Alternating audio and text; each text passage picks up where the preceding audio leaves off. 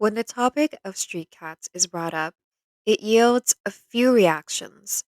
There's a camp of people who just are indifferent to them, another camp that takes it upon themselves to help them survive and thrive as much as possible, and a third camp that views them as nuisances, pests, things to be exterminated. If you were asked, which camp will you fall into?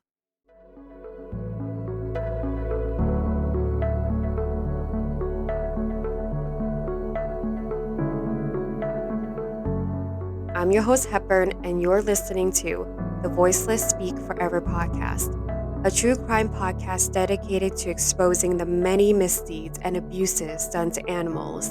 And every week, I'll be covering a new animal abuse case. Today, we are covering the deaths of 13 cats of Fukaya, Japan. From March of 2016 to April of 2017, at least 13 cats disappeared from Fukaya, Japan. For the people who noticed, they wondered where they had gone. The familiar eyes didn't illuminate the darkness anymore. No more running away or hiding anytime someone passed them or tried to pet them. They just disappeared. Some didn't think too much of it because they thought that they were nuisances. But there were others who felt bad for them, worried even. Where had they gone? Where did the mystery and mischievousness go? But perhaps their absence wasn't a bad thing. Perhaps they had been rescued, taken in by someone, or died a natural death. Perhaps they were okay. But none of that was true. The missing cats weren't in a better place, and nature hadn't taken them. They died by the hands of Makoto Oya.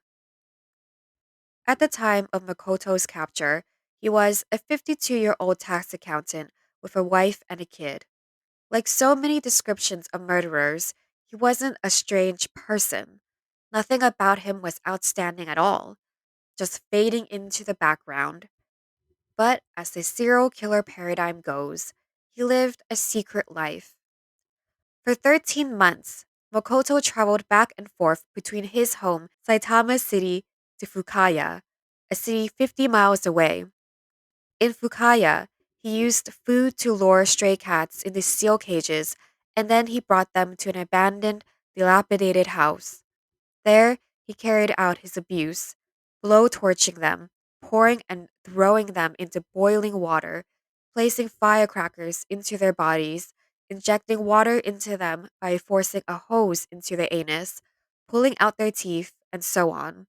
He recorded himself torturing the cats, a sick memento for himself and as a source of entertainment for others. He posted the torture videos onto his site called 2channel under a thread dedicated to hatred against animals. On this thread, users obviously loved seeing animals in pain. Some were abusers, and some were just spectators. Comments under these videos showed the delight in the murders. Some comments even described ways in which one can go about killing animals. Makoto's videos were so popular, in fact, that some commenters addressed him as God. Every time the commenters asked him to be crueler to the cats, requesting specific actions from him, he obliged, because each succeeding video, his forms of torture grew more and more depraved. One of his victims was a black and white cat. In a still photo taken from one of the videos he uploaded, you can see the sadness in its eyes. It was pleading, yet defiant at the same time. Its mouth was open, seemingly screaming for help or crying out of pain, with the brim of its mouth covered in blood from an apparent teeth extraction. Its body showed all the signs of being boiled alive, being hit by the water again and again. There were patches of fur missing, and its skin was raw. Another victim was a brown cat with a milk chin and a white tuft. It looked so scared, like it was in anticipation for more pain. And more pain did come. Makoto used a blowtorch on him, burning his entire body. blackening it to a crisp. As he did all of these things, he relished in their pain. However, his fun ended in August of 2017.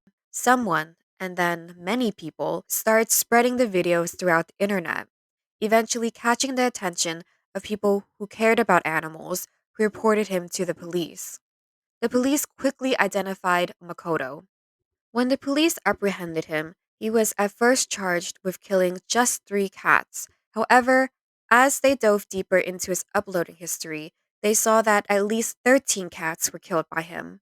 At first, he denied maliciously killing the cats. He was just doing the right thing by exterminating pests. But he must have known that he was in deep shit because, as his interrogation continued, he tried to make himself appear more sympathetic to the police. He stated that at first, he was patient and kind to the cats. He trapped them and then let them free in an area far away from his home. But then the cats wouldn't learn their lesson because the cats continued acting like cats. He kept trying to show how decent of a human being he was when he told the police that he even tolerated the cats when one of them killed his goldfish. But the breaking point came when a cat bit him in February of 2016. After that day, he joined an online community of cat abusers. There, he found solace in his hate for cats and the justification and support he needed to eventually capture, torture, and murder them. On November 28th, 2017, Makoto pled guilty to animal cruelty. His guilty plea included the acknowledgement of the murders of 13 cats, but his acceptance of his crimes didn't mean he changed and finally felt guilt and regret. Instead, he justified his actions to the judge, saying, "The excrement and urine of cats stink. The nails are sharpened to injure. I do not recognize the extermination of harmful animals to be a violation of the law." And while the judge believed that the crime is truly cruel and the influence it had on society is also great, Makoto wasn't handed down a heavy sentence.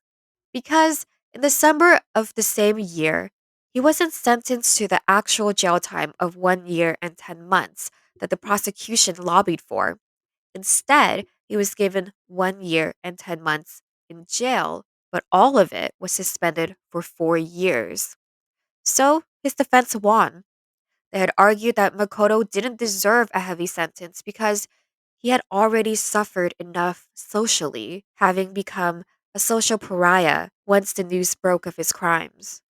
As to why the judge went so easy on Makoto, it rests on Japan's weak animal welfare law. Japan's main animal law is the 1973 Act of Welfare and Management of Animals. Under this law, the killing and abusing of animals unjustly is a crime. For example, domestic cats, dogs, rabbits, birds, cattle, horses, pigs, sheep, goats, and other mammals that have owners are protected under this law. Any owners of animals must make sure that the animal's health and safety are not compromised in any way. Failing to meet these standards by killing or abusing the animals results in a fine or imprisonment of up to 1 year, while abandonment results in a fine. To further hammer home Japan's inadequate animal welfare law, in 2014, the World Animal Protection Agency gave the country a D for its poor regulation of animal abuse and protection. So, in the eyes of the law, Makoto technically wasn't breaking any law because these cats weren't domesticated. And since strays are mostly viewed as pests in Japan, the extermination of cats isn't wrong. If they are considered pests, then their killings can be justified. But this isn't to say that there aren't people in Japan who don't view them as pests and who don't want to see the unnecessary killing of strays and want to help them. An example of this is the vet Ryunosuke Tokuda of Ryunosuke Animal Hospital in Kumamoto. In 2015, he started a campaign to achieve zero culling of cats and to control the cat overpopulation in his city. He knew that culling wouldn't do the trick of eliminating the cat problem because when a cat is taken and killed, That leaves a vacancy for another cat to come in and take its place. That's a never ending cycle. So, to really take control of the overcat population, he decided it would be better to view the stray cats as community cats. Since the start of his program, he has fixed over 3,000 cats. His endeavor even inspired many people to volunteer. Students from the local college promoted his efforts, and vets from outside Kumamoto came in to help. One vet, Soho Suski, in charge of Fu Animal Hospital in Tokyo, even expressed the same desire to do TNR, trap, neuter, and return, instead of using euthanasia after joining Ruinosuke's campaign. She said this about the killing of cats. It's the fault of us humans that the number of stray cats has increased. By conducting TNR, we can raise public awareness, which may reduce the number of abandoned cats and dogs. To further showcase Ryunosuke's success, since his campaign started, only 14 cats were killed in 2015 in his city because of disease related issues. Another example is the city Urayasu, which has been using TNR since 2011. In addition, the city even created an app that featured profiles of the community cats to make TNR easier. These profiles consist of photos of the cats, their names, and where they live. The photos in their database not only feature already fixed cats, but new strays as well. By having this database, they know which cat has been fixed and which have not. I'm not sure if this has already happened, but at the time the interview took place in 2016, there was a hope that the app would evolve into one that allowed people to adopt the strays as well. An official, Takao Okuyama, sweetly said this about Yoriyasu's cats. We are taking care of stray cats as a community, providing them with sterilization treatments and looking after them. So that's the story of the 13 cats of Fukaya and Makoto Oya.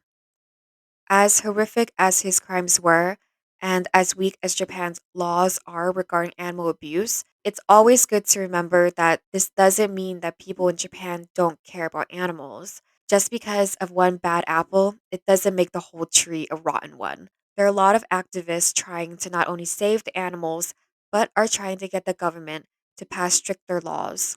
And I hope they will win one day. In fact, I know they will win one day because it's just a matter of time before society changes as well. Well, you guys, that was the final episode of season one of the Voiceless Speak Forever podcast. We'll be coming back in February of 2021. So, before then, you can listen to all the previous episodes if you haven't already. You can subscribe and tell your friends or whoever about the podcast. Follow VSF on Instagram, the period VSF period official, to not miss out on any updates. And also, if you do have any tales about animals, whether it be a ghost story, advocacy, or just a really cute Christmas one, whatever it may be, please feel free to send it in at vsf.official.podcast@gmail.com. I will be reading all of them on the podcast when we return. Thank you guys so much for listening, and I'll talk to you guys when season two drops. Until then, toodles!